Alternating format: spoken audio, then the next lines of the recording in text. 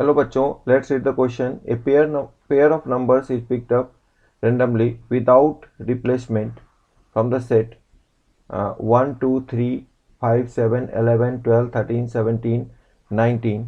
The probability that the number 11 was picked given that the sum of numbers was even is nearly.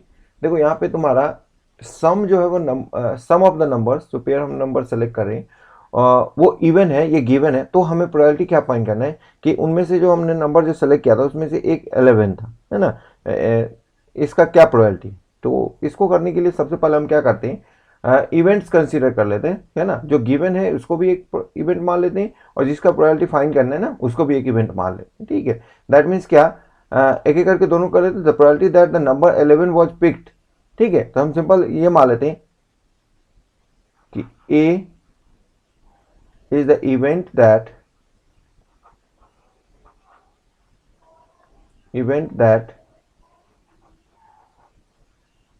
क्या कह रहा है, probability that the number 11 was picked. हम simple event that number 11 was picked. ठीक है, इसको हम A मान लेते हैं. Number 11 was picked. ठीक है, सिमिलरली हम बी इवेंट जो गिवन है, गिवन क्या है कि sum of the numbers was even. ठीक है, sum of the numbers was even, ये गिवन है इवेंट, तो इसको हम मान लेते हैं इवेंट दैट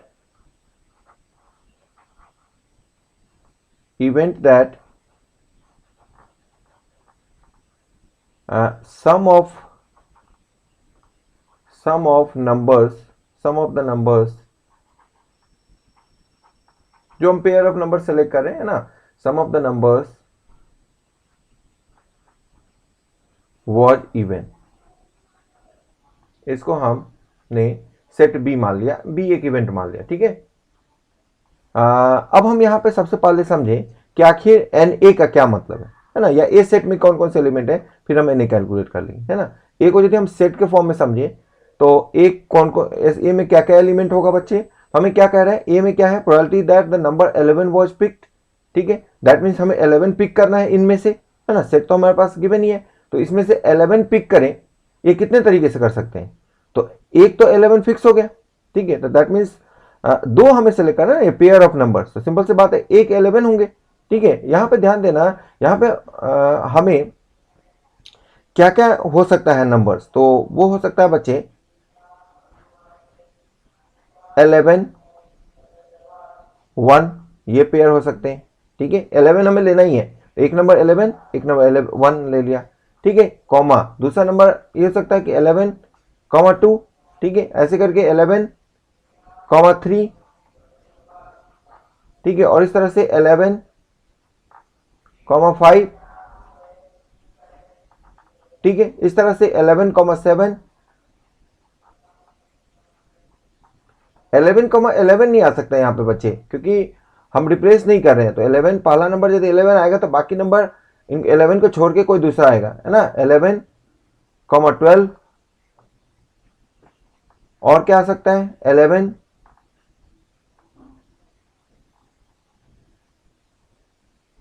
13. 11 17.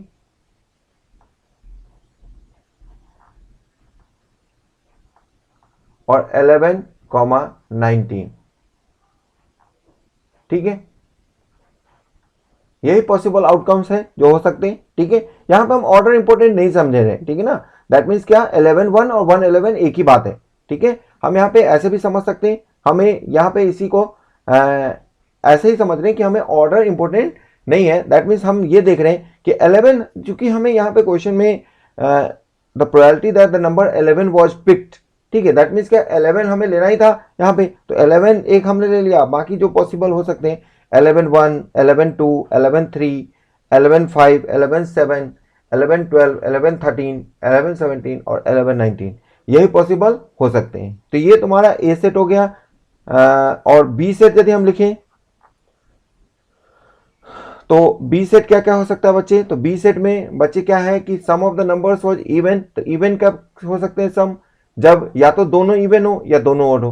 ठीक है, तो एक एक करके हम पेयर यदि फॉर्म करें तो क्या क्या बनेगा, दोनों ऑड, दैट मीन्स 1,3 से स्टार्ट करते हैं, 1,3। ठीक है, देखो ऑर्डर यहाँ इंपॉर्टेंट नहीं है, दैट मीन्स हम हमेशा यहाँ पे 1,3 और 3,1 को एक ही समझ रहे हैं। ठीक है, तो उनको हमें डिफरेंट कहीं भी नहीं लेना है। ठीक है, 1,3 और क्या हो सकता है, सम हमें इवन चाहिए, तो 1,5, 1 के कॉरस्पॉन्डिंग जितने भी बनेंगे उसको हम एक बार लिख लेंगे, तो 1,5, 1,7। ठीक है, और इसी तरह से 1,11, फिर हम आएंगे 1,13, 1,17। ठीक है, और फिर 1 के कॉरस्पॉन्डिंग लास्ट 1,19। अब सिमिलरली 1 वाले सारे हमने लिख लिया, अब हम 3 से सारे देखेंगे। ठीक है, तो दैट मीन्स फर्स्ट एलिमेंट 3 लिख लिया, तो 3,5 ये हो सकता है। ठीक है, 3,7, और क्या हो सकता है, 3,11, 3,13, 3,17 और 3,19। 3 के कॉरस्पॉन्डिंग ये आ सकते हैं।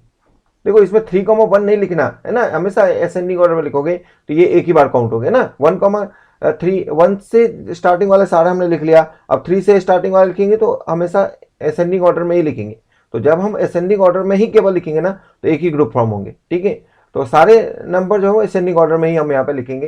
ठीक है, वहां पे हमें 11 फिक्स था तो हमने फर्स्ट नंबर में 11 लिख लिया था। ठीक है, तो यहाँ पे देखो ये सबसे बात इंपॉर्टेंट है कि हम यहाँ पे 11,1 और 1,11 को एक ही समझेंगे, यहाँ पे दोनों में कोई डिफरेंस नहीं समझेंगे। ठीक है, 3,19 और क्या आ जाएगा, 3, और क्या हो सकता है, 3 के कॉरस्पॉन्डिंग हो गया। अब 5 का नंबर आएगा है ना, 5,7, फिर 5,11, फिर 5,13, फिर 5,17, फिर 5,19। ये 5 के कॉरस्पॉन्डिंग सारे हो गए। अब 5 के बाद 7 का नंबर आएगा, ऑड वाले सारे लिख लेंगे है ना, जो जिसमें दोनों ही ऑड हो। 7,11, 7,13, 7,17 और 7,19। ये 7 वाले सारे हो गए। अब हम 7 के बाद 11 वाले, तो 11,13, 11,17, ठीक है, और 11,19, 11 वाले भी हो गए। अब 13 वाले, 13,17, 13,19, 13 वाले भी हो गए। अब 17 वाले है ना, तो 17,19 ये लास्ट। ठीक है, सारे ऑड वाले ही आ गए। अब इवन वाले भी हो सकते हैं, तो इवन यहाँ पे 2 और 12 दो ही है ना, तो दोनों इवन होंगे तो भी तो सम इवन ही होगा, तो दैट मीन्स उसके करस्पॉन्डिंग एक ही होंगे जो कि 2,12। ठीक है, तो दैट मीन्स टोटल जो है वो बी सेट में ये एलिमेंट है। ठीक है, ये तुम्हारा बी सेट फॉर्म हो गया है ना, इनमें से कोई भी एक होगा तो हम कहेंगे कि बी सक्सेसफुल है। ठीक है, अब यहाँ पे हमें फाइंड क्या करना है, हमें फाइंड करना है probability of A given by B. ठीक है, तो उसके लिए हम ए इंटरसेक्शन बी की जरूरत होगी, तो यहाँ पे तुम्हारा हमें ए इंटरसेक्शन बी फाइंड करना है। ए इंटरसेक्शन बी मीन्स ए और बी दोनों में कॉमन है ना, ध्यान समझना, ए और बी में ए में सारे वो एलिमेंट है जो 11 से रिलेटेड है। ठीक है, तो 11 से 1 ऑड वाले भी हैं और 11 से इवन वाले भी हैं, तो 11 से ऑड वाले कौन कौन से हैं, वो सारे इसमें होंगे। ठीक है, तो 11 से ऑड वाले जितने भी ए सेट में है वो तो इसमें होंगे ही होंगे, क्योंकि 11 और ऑड, 11 ऑड है, odd plus odd even he होगा। ठीक है, तो 11 के साथ जितने भी ऑड है वो सारे तो तुम्हारा ए इंटरसेक्शन बी में आएगा। ठीक है, वही आएंगे, क्योंकि बाकी इवन वाले तो नहीं आएंगे है ना, क्योंकि इवन ए सेट में तो 11 है ही एक एलिमेंट, तो दोनों इवन वाले तो सेट ए में नहीं है, तो हमें कॉमन लिखना यदि तो 11,1, 11,3 ऐसे करके है ना, तो दैट मीन्स 11,1, 11,3, 11,5, 11 7,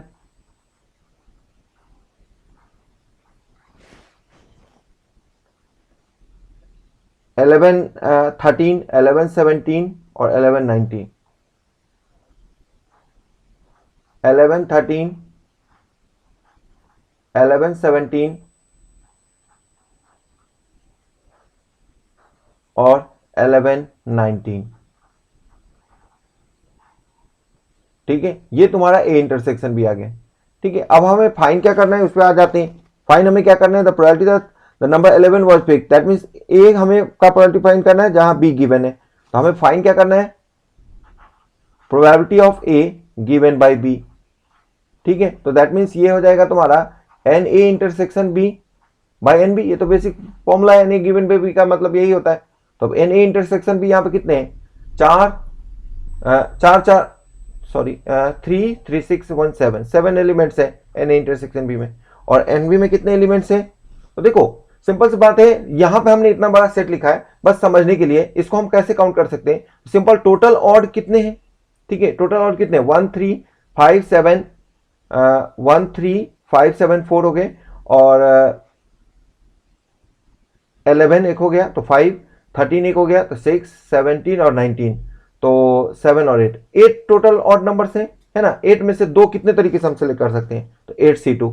और एक ही एलिमेंट ऐसे हैं, क्योंकि इवन जो है यहाँ पे 2 और 12 ओनली था, तो उससे हमें यदि 2 पेयर फॉर्म करने है ना, तो सिंपल सी बात है, एक ही तरीका होगा 2C2। ठीक है, तो 8C2 है ना, 8 ऑड नंबर है।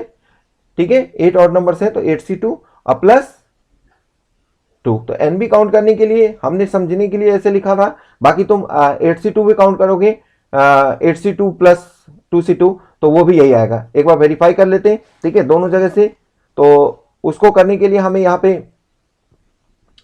अभी तो हम पहले लिख लेते हैं, फिर वेरीफाई कर लेंगे। ठीक है, यहाँ पे 8C2 और प्लस 2C2। ठीक है, क्यों 8C2, क्योंकि हमें देखो यहाँ पे जो है 8 एलिमेंट्स थे ऑड। ठीक है, तो 8 में से 2 हमने सेलेक्ट करने का, वे कितना होगा, तो 8C2। ठीक है, और दोनों इवन जब होंगे तो भी हो जाएगा, दैट मीन्स 2C2। ठीक है, तुम यहां भी देखो 8C2 कितना होता है बच्चे, ये तुम्हारा 8 × 7/2 हो जाएगा, दैट मीन्स 28 हो जाएगा। ठीक है, 8C2 जो है तुम्हारा 28 हो जाएगा, और 2C2 1 होता है, तो 28 + 1 29। देखो यहाँ भी 29 होंगे। 1 2 3 4 5 6 7 8 9 10 11 12 13 14 15 16 17 18 19 20 21 22 23 24 25 26 27 28 29। ठीक है, तो देखो एक्चुअली हम यहाँ समझाने के लिए ये सारे एलिमेंट लिख लिए, लेकिन इसको हम काउंट डायरेक्टली ये इस तरह से भी कर सकते हैं, है ना, एनसीआर और एनपीआर के यूज से, है ना। यहाँ पे चूंकि सेलेक्ट हमने ऑर्डर इंपोर्टेंट नहीं समझा था, तो सिंपल सी बात है सी का यूज करेंगे, है ना। 8 में से हमें 2 को सेलेक्ट करना है। ठीक है, 2 पेयर चूंकि हमें चाहिए, तो 8C2 प्लस 2C2। ठीक है, तो ये तुम यहाँ से यदि यहाँ से काउंट करोगे तो 8C2 का वैल्यू लिख लो, है ना, टोटल काउंट करके 29। ठीक है, 28 तुम्हारा सारे दोनों ऑड वाले हैं, और एक तुम्हारा दोनों इवन वाले हैं, तो 28 + 1 29। ठीक है, तो डायरेक्टली लिखना चाहो तो 28 + 1 लिख सकते हो, है ना, चाहे तुम 8C2 + 2C2 लिख सकते हो, तो एक ही बात होती है। अब यहाँ पे ध्यान समझना, ये कितना आ गया 7, और 8C2 तो हमें पता ही है 28 आता है, और 2C2 1। ठीक है, तो 28 + 1 29, ये आ गया 7/29। ठीक है, तो probability of A given by B जो है वो 7/29 आ गया। अब 7/29 की अप्रॉक्स, है ना, number of given is nearly हमें पूछा गया है, तो बच्चे 7/29 अप्रॉक्सीमेटली कितना होगा। तो यदि हम सबसे पहले 0 लगाएंगे तो 70 हो जाएगा, और 29 से 1 से 2 से कैंसिल होगा, तो पहला डेसिमल 2 आ जाएंगे। ठीक है, क्योंकि 2 पे 58 हो जाएंगे, है ना, और 70 में से 58 सब्ट्रैक्ट होगा तो 12 आ जाएगा, 120 तो 4 से आ जाएगा, तो 0.24 अप्रॉक्स लगभग आ रहा है। ठीक है, तो ऑप्शन 3 हमारा करेक्ट हो जाएगा। ठीक है, क्योंकि हमें नियरली पूछा गया कि आखिर किसके इक्वल होगा, तो अप्रॉक्सीमेटली 0.24 के इक्वल आ गया, तो ऑप्शन 3 हमारा करेक्ट हो गया। इसको हम हाईलाइट भी कर लेते हैं, ये हमारा करेक्ट आंसर आ गया 0.24। ये हमारा ऑप्शन 3 करेक्ट हो गया। Hope you understood it well, best of luck.